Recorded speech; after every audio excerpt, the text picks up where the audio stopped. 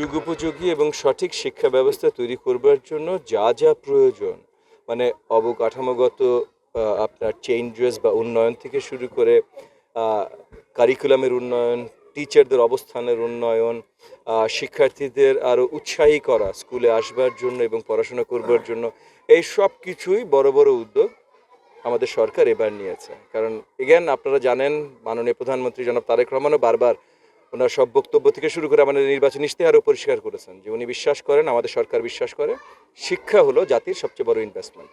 সেই কারণে আমরা শিক্ষার বাজেটও, বাংলাদেশের রেকর্ড পরিমাণ শিক্ষার বাজেট এবার এসেছে এবং অলরেডি মাননীয় প্রধানমন্ত্রী পরিষ্কার করে দিয়েছেন যে আগামী 4 বছর এটা আরও বৃদ্ধি হতে থাকবে। 5% অফ জিডিপি পর্যন্ত আমরা শিক্ষার বাজেট নিয়ে যেতে ইচ্ছুক, আমরা যেতে চাই।